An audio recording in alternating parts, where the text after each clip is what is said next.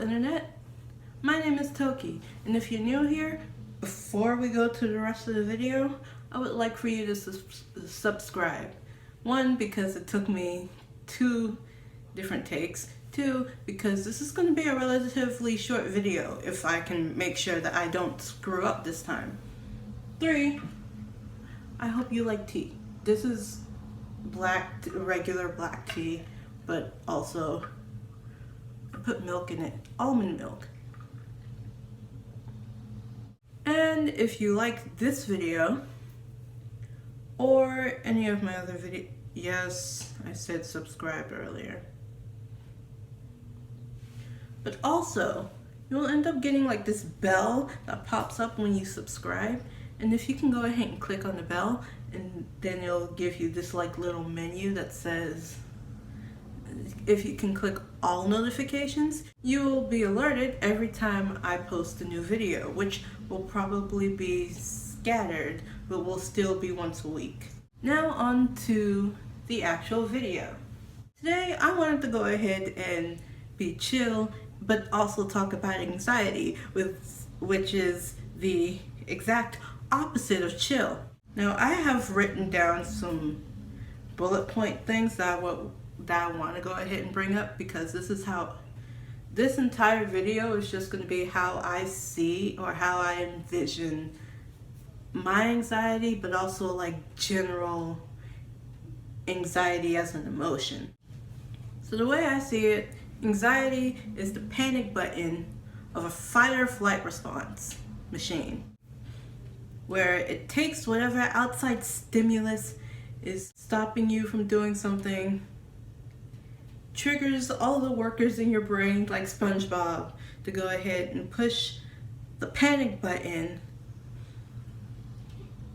that will start the process of choosing.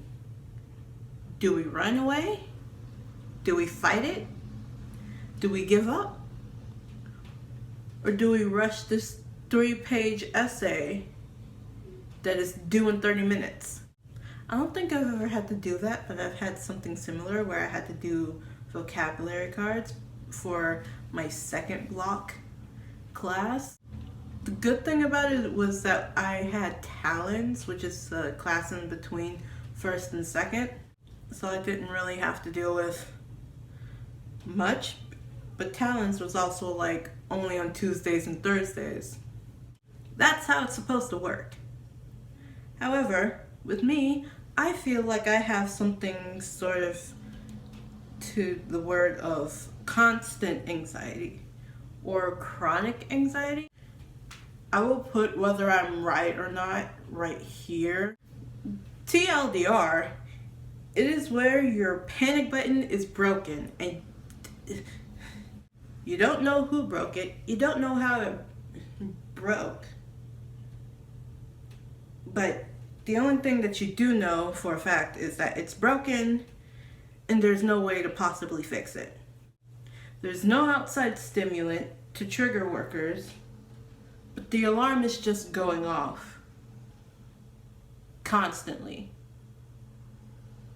In fact, I think the only time the alarm doesn't go off is when they're trying to figure out whether it's that they need to change the batteries, like with a smoke detector or something. And for me, I find maybe two options on dealing with this. Now, again, you could just go ahead and sit yourself down and try to reason with your brain on why it is that it's constantly going, or why the button is broken in the first place. But it's not what I do. There's usually 2 options that I have with dealing with it. Number 1, ignore it. It's always going to be going off like in the back of my head. I just don't hear it most of the time. It's kind of like the radio that is always playing, never plugged in properly. So it's like I only get glimpses or bites of certain songs stuck in my head. At some point you'll get tired though of ignoring it, in which you would have to go ahead and take a nap. But people will think that it's a depression nap, in an anxiety nap, there's a high likelihood or you have a higher chance of developing other mental health issues. They might think of you as schizophrenic. I did not write that down, but that's one. There's also a higher chance of having outbursts, like emotional outbursts, which is why I stopped trying to ignore the ongoing alarm that plays in the back of my head. But stress relief items or anxiety relief items, such as like coloring, painting, the stress relief hand sanitizer from Bath and Body Works, that stuff gets expensive. But then there's also using other distractions that are not as expensive. Like, I personally watch way too many YouTube videos on other YouTube drama as a way of ignoring the alarm that is always going on in my head. And again, that's just a temporary that's a temporary fix to an ongoing problem. Very draining overall. Does not recommend. But on the other side of this here number line,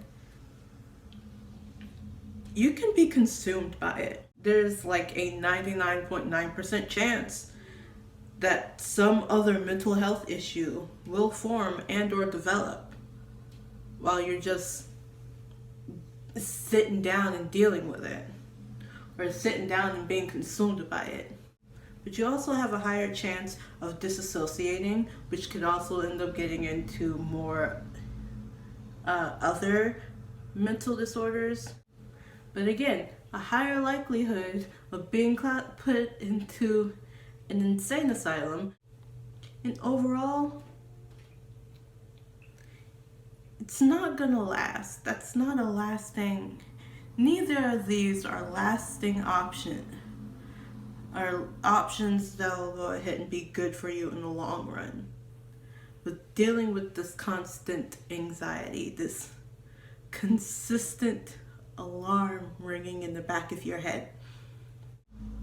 So there will always be that third option that I will go ahead and talk about now, after getting the two main options I go through, and that is actually getting help for it. I know personally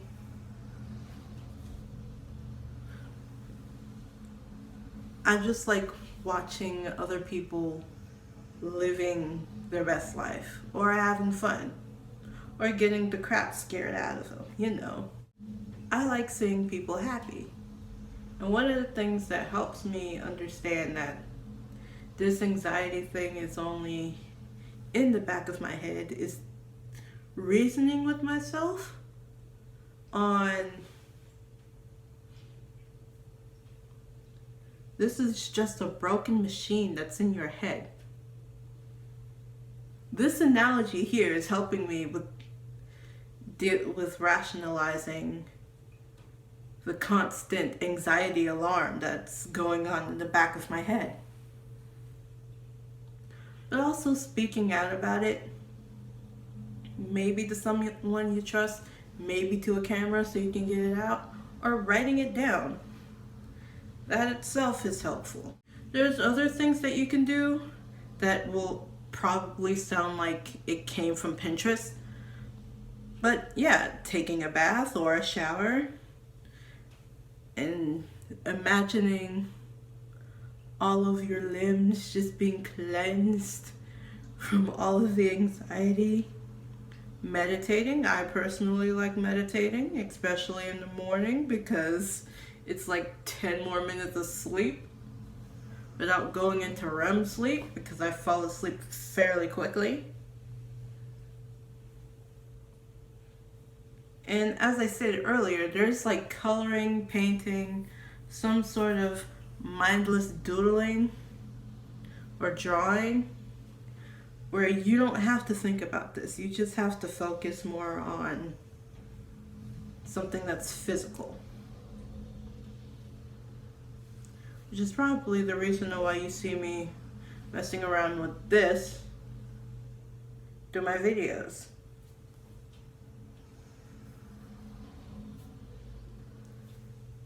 And I guess that's where I would like to leave this off of. Some actual help after doing a complete rant on anxiety. Now, full quick disclaimer at the end of the video. I'm not a professional. I am not a therapist. I am not a psychologist. This is literally strictly from my experience. So, stereotypical YouTuber outro before my mom goes ahead and calls me. Don't forget to like, share, subscribe, click the notification bell and turn it to all notifications. I already did the like, share, comment, subscribe thing, but comment down below, what are your ways of dealing with anxiety? The amount of research I did was listening to nothing but John Mulaney stand-up. So make of that what you will. And I will most definitely see you in the next video with my Disney vs. Origins Cinderella. And until then, this is Toki signing out. Bye!